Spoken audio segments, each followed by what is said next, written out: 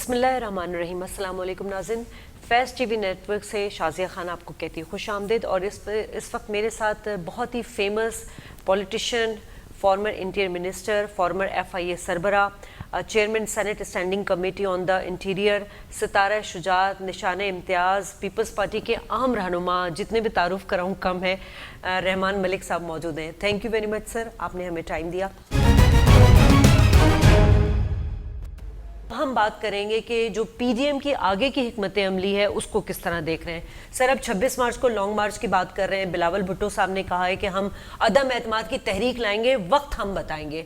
तो इसमें क्या हिकमत अमली है इस वक्त पाकिस्तान पीपल्स पार्टी? नहीं, वो उनकी जो बात की है दोनों में हकीकत भी है और दोनों चीज़ें PDM के फोरम पे फैसला होना है। ठीक। और अभी तक जिस अंदाज से पाकिस्तान पीपल्स पार्टी और नून लीग जो एक दूसरे की हरीफ जमायतें होती थी, आज वो इकट्ठी काम कर रही है, ये भी एक अच्छा उमन है कि कम से कम हॉस्टिलिटी तो ख़त्म हुई।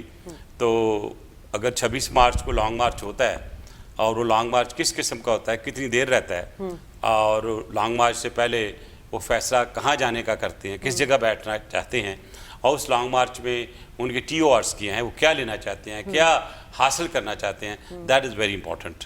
आप देखें कल तक सिचुएशन ये थी कि इमरान खान की तरफ से ये एक इम्प्रेशन आ रहा था कि बुज़दार साहब को फारिग कर रहे हैं, लेकिन आज सुबह की जो बातचीत है उसमें बुज़दार साहब फारिग हो रहे हैं। अब बकौल कामरान खान साहब जो उन्होंने कहा कि बहुत से लोग जो हैं फलां उनको फारिग करें क्योंकि इस वक्त उन्होंने हालात आपके लिए ठीक नहीं रखे हैं, तो वो सारी चीज़ों से तो वो डिफाई कर गए। मैं इसीलिए कह रहा हूँ इन चीज़ों से डिफाई भी किया, और अगर ये हार गए तो शायद उस हार को बर्दाश्त ना कर सकें, ठीक है, और अगर जीत गए तो फिर शायद PDM भी बर्दाश्त नहीं करेगी। तो मुझे दोनों सूरतों में अच्छी खासी टसल नजर आ रही है। उस टसल में हमेशा नुकसान गवर्नमेंट को होता है, तो हो सकता है कि उनका दोस्त उनको एडवाइस कर दे इमरान खान साहब ना रहेगी बांस ना बजेगी बांसुरी, तो लेट्स गो हैड, आप डिजॉल्व कर दें असेंबलीज को। और मुझे कुछ अपनी तरफ से भी कुछ इन्फॉर्मेशन भी है और कुछ मेरी असेसमेंट भी है कि पहले इस पे कोशिश हो चुकी है, और अब अगर हुई तो मेरा it will be stoppable, not be stoppable, ये हो जाएगी। ठीक है। नाकदीन ये कह रहे हैं कि पीपल्स पार्टी का एक तुर्राह सियासत रही है कि वो पहले कहती है कि आप जाएं, फिर उसका सिचुएशन देखती है, उसके बाद फिर उनको सपोर्ट भी करती है या कोई हिले बहाने कर लेती है। इस वक्त लॉन्ग मार्च को लेके यही बात हो रही है। बिलावल भुट्टो साहब ने कहा कि हमारा स्केड्यूल टाइट है, हम सिंध से अपना कारवां लेकर आएंगे, ज्वाइन नहीं कर सकेंगे, आप लोग लॉन्ग मार्च शुरू करें, हम आके आपको ज्वाइन करेंगे। ये भी एक सियासी हिकमत अमली होती है। हम खुदा न खास किसी के साथ उस अंदाज से पीपल्स पार्टी वेडेड नहीं है कि जो कोई दूसरी पार्टी जिस अंदाज से चाहेगी हम चलेंगे। हम चाहेंगे कि हमारे साथ चलें, और हमारी पॉलिसी हमेशा बेहतर रही है।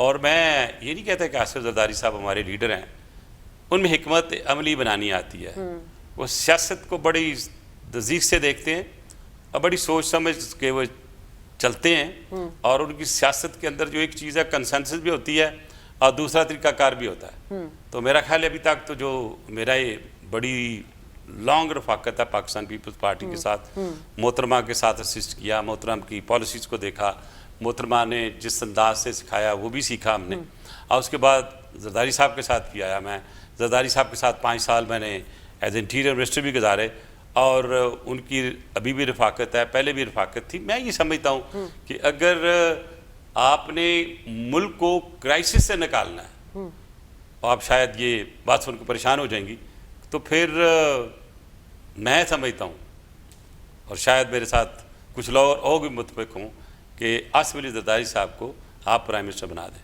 पहले ही नेशनल असेंबली के मेंबर हैं, नून उनको ना नहीं करेगी, हम हाँ कर रहे हैं। उनकी सेहत तो इजाजत नहीं देती ना। नहीं, मेरी बात सुने ना, आप देखें मना लेंगे। अच्छा। अगर ये आ जाते हैं तो फिर हो सकता है प्रेसिडेंट भी और आ जाए, और मेरे थोड़े थोड़े जो इशारे हैं, जो मेरी चीज़ें लेफ्ट राइट से मुझे आती हैं, तो शायद ये जो आप अभी आपको अनहोनी लग रही है, शायद ये हो जाए। अच्छा जी जी, हो जाए शायद, तो जरूरी नहीं है। आपने बड़ी ब्रेकिंग न्यूज़ दी है, क्योंकि सेनेट इलेक्शन से पहले भी सरदारी साहब ये कह चुके हैं कि हम बड़ा अपसेट और बड़ा सरप्राइज देने जा रहे हैं। ऐसा तो नहीं कि हमें भी कोई सरप्राइज? नहीं, मुझे नहीं पता, ऑनेस्ट टू गॉड मेरे से डिस्कस नहीं उनका हुआ। अच्छा। आज शायद मीटिंग, आज फंक्शन में मुलाकात हो, लेकिन उन्होंने मेरे से कोई ऐसा जिक्र नहीं किया। और he is a man of secrecy. वो चीज़ों को अपनी चेस्ट में रखते हैं और कार्ड उसको खोलते हैं जिसको उसकी ज़रूरत है। ये मेरा सारा गैस वर्क है, मुझे किसी ने नहीं कहा ये बयान दो, लेकिन मैं हालात और वाक़यात को सामने देखता हूँ। आप सपोज इट कि कल को वोट ऑफ नो कॉन्फिडेंस आ जाता है तो सारे केसेस बंद हो जाएंगे जरदारी साहब नहीं, पर? केसेस तो हमारे पहले भी चलते रहे, अभी भी चले। और मेरा ख्याल है कि अगर आप मोहतरमा के वक्त देखें तो कौन सा इल्ज़ाम नहीं लगा था, सारे ख़त्म हुए। और जिन्होंने बनाए थे उन्होंने माफ़ी भी मांगी। फिर उसके बाद ये हुआ, ये भी बन गए, इसमें भी सब में बेल आउट होगी, परमानेंट बेल होगी। मुझे तो ऐसा लग रहा है नजरिए जरूरत के तहत केसेस बनाए भी जाते हैं और खत्म भी किए जाते हैं। खैर वो तो आपको पता ही ना, पॉलिटिकल जो गेम होती है वो बड़ी लंबी होती है। और एक चीज़ अच्छी हुई, जब हमारी हुकूमत आई तो डिस्पाइट के जरदारी साहब को काफ़ी अच्छी खासी चोटें लगी थी नून लीग से, लेकिन उन्होंने बंद कर दिया वो चैप्टर। और अपनी हुकूमत के दरमियान हमने यानी आसिफ जरदारी साहब ने किसी को छेड़ा नहीं है, किसी को कोई चीज़ नहीं बनाई और आराम से सबको चलने दिया। और एक जो चार्ट ऑफ डेमोक्रेसी का एक बड़ा पहलू अच्छा था कि ये लड़ाई झगड़ा छोड़ के जो सही किसी के खिलाफ चीज़ बनती है, लेट दी एजेंसीज एंड मतलब जो इन्वेस्टिगेटिव एजेंसीज हैं लेट देम हैंडल इट, अपने हाथ पे ना लें।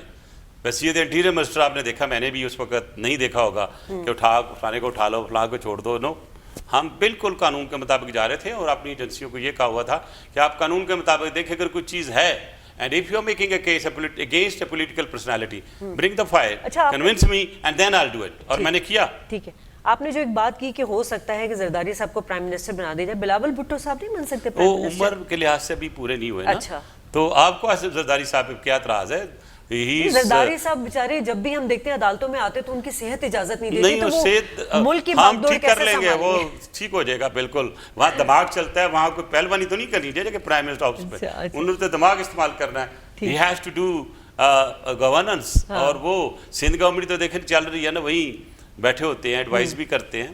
और मेरा ख्याल है कि अगर वो आ जाएं तो इतराज़ नहीं होना चाहिए, मुल्क के लिए बेहतर है। नून भी मान जाएगी और हो सकता है पीटीआई के लोग भी कुछ आ जाएं। क्या अस्सलाम वालेकुम, हम भी आपके साथी हैं, पुराने साथी हैं। इमरान खान को गिराने के लिए नून और पीपल्स पार्टी एक हो सकती है और हो चुकी है। नहीं, गिराना क्या, सारे जरदारी साहब आ जाते हैं, अगर जरदारी साहब आ जाते हैं तो आपको लगता है, ऐसा नहीं लगता कि नून लीग और पीटीआई एक हो जाएगी?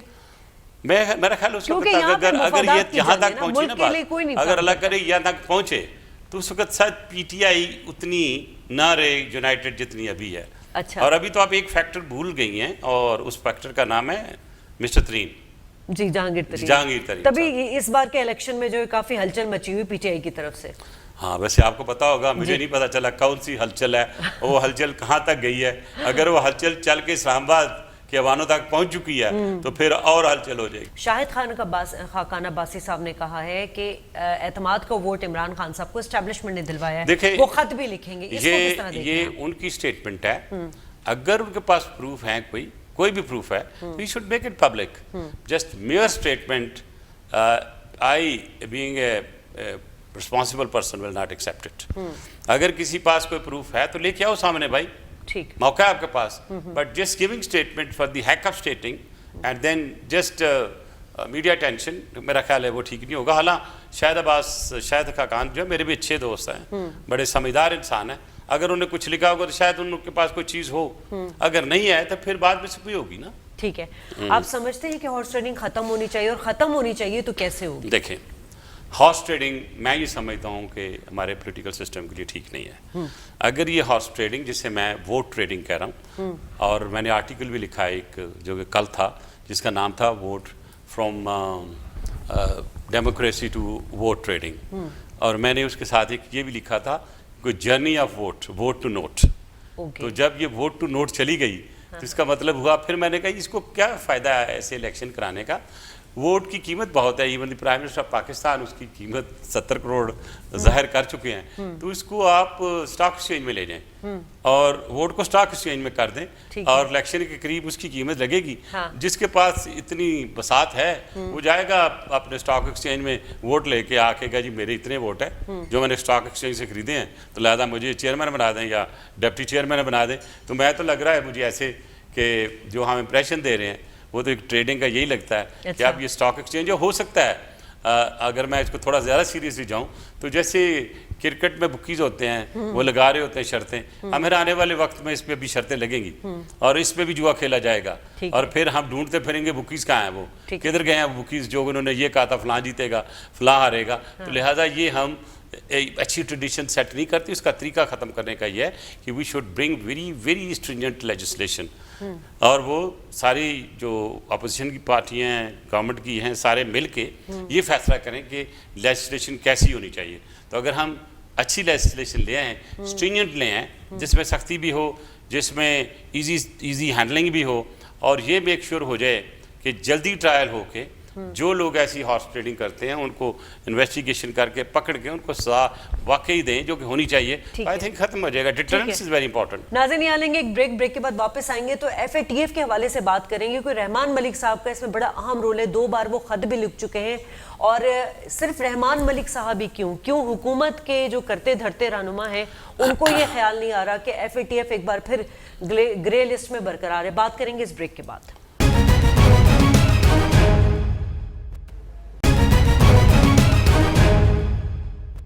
वेलकम बैक नाज़रीन, बात करेंगे FATF के हवाले से। हाल ही में इस पाकिस्तान को ग्रे लिस्ट में बरकरार रखा है। हम बार बार एक सवाल करते हैं कि ये हुकूमत की कामयाबी है नाकामी है, लेकिन इमरान खान साहब का वो स्टेटमेंट कि FATF में हमें डालने वाले पाकिस्तान पीपल्स पार्टी के वक्त से मसाइल शुरू हुए थे।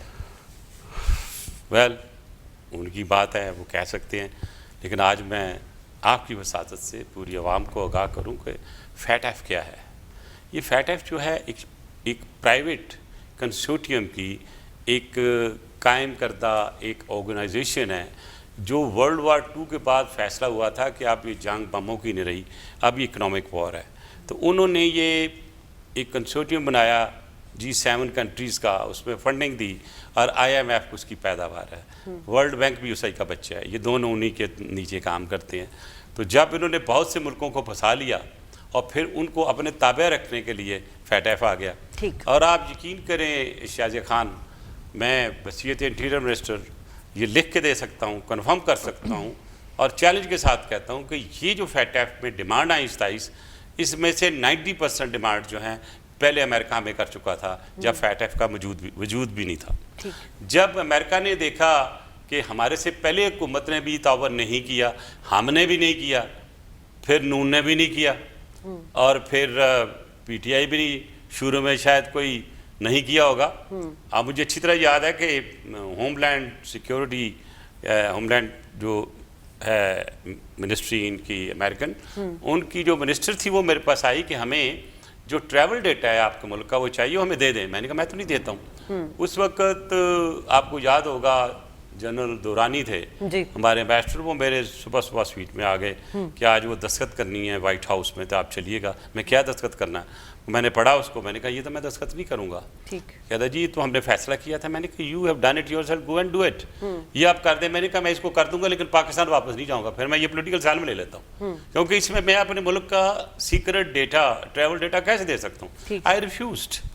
मुझे फिर होमलैंड के मिनिस्टर ने फ़ोन किया कि आज मैं आपको मिलना चाहती हूँ। तो हमारा लास्ट डे था, तो मैंने कहा I am so sorry excellency, I am travelling back. ये पार्ट ऑफ रिकॉर्ड है। तो मैं पहले आ गया था वापस। मैंने कहा लड़ाई करने के बजाय लीव इट। फिर उन्होंने डू मोर के अंडर दैट कवर हमें ये चीज़ें मांगते रहे, हम रिफ्यूज़ करते रहे।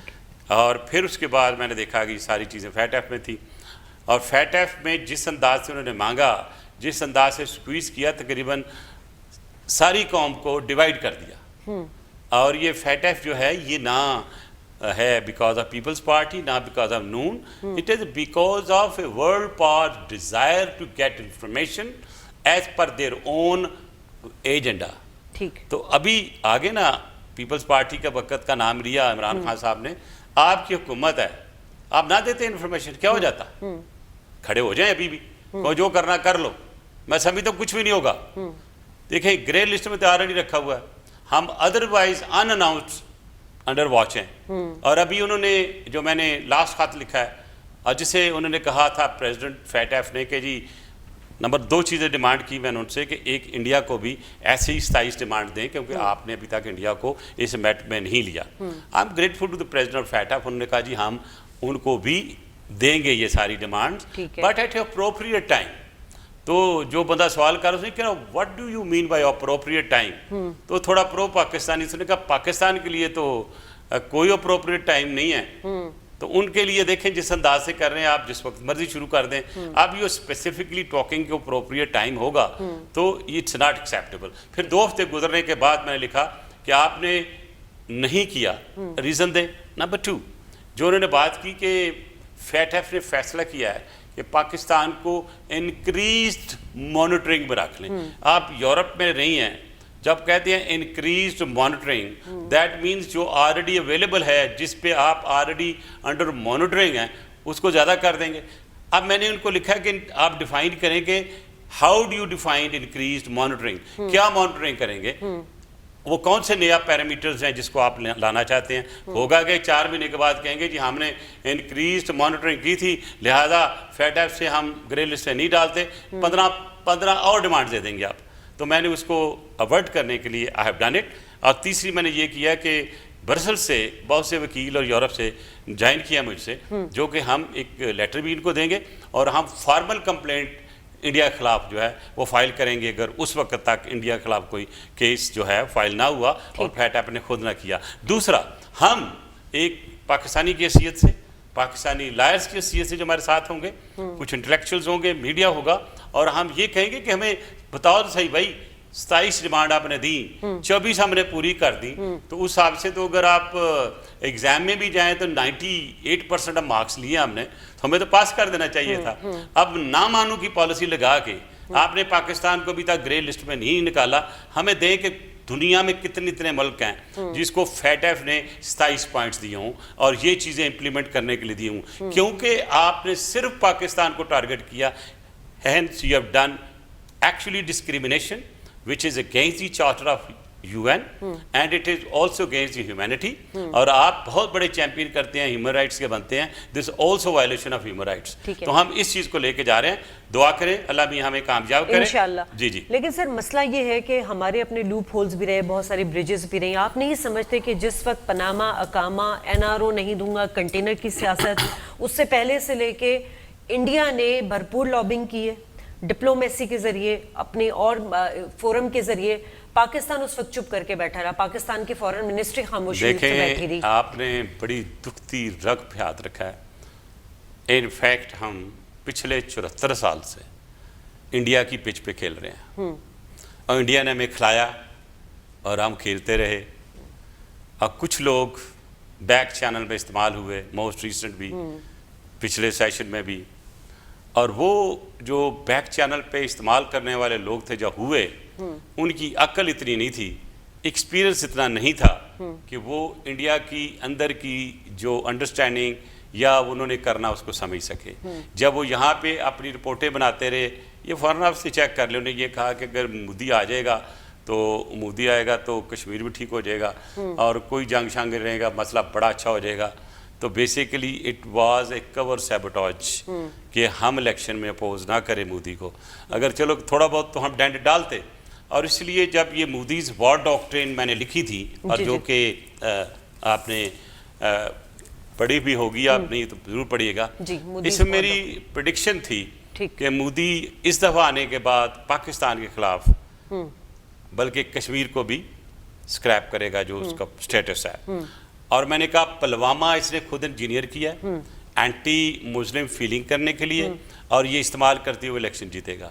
और जो कुछ लिखा वो आपने देखा, वो ट्रू हुआ। जी बिल्कुल। गोस्वामी का जो व्हाट्सएप चैट आया, एग्जैक्टली। अभी मुझे डर यह है कि ये कोई और हरकत करेंगे फैटफ से पहले, ये हो सकता है फिर कोई पुलवामा टाइप। सर मैं अब इस पे ही आने वाली थी कि आपकी प्रेडिक्शंस बहुत ज़्यादा हमें होती हुई नज़र आती है। माशाल्लाह आपकी सियासी बसीरत है, आपका तजुर्बा है, तो ये कैसे, अभी आपने इंडिया और चाइना की बात की थी, वो भी हमें सामने नजर आई कि उनके ताल्लुकात बेहतर हो रहे हैं। सर आगे क्या हालात है? अब ये जो आप बड़ी अलार्मिंग सिचुएशन बता रहे हैं कि मोदी जो है वो फैटफ से के लिए कुछ ना कुछ ऐसा प्लान करेगा दोबारा। बिल्कुल करेगा।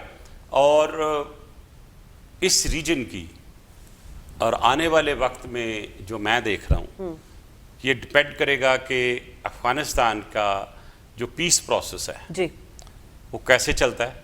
क्या वो पीस प्रोसेस में अफगानिस्तान में अमन आता है? देखिए इंपॉर्टेंट चीज़ ये है, क्या वाकई अमेरिका सीरियस है कि वहाँ से अमन हो?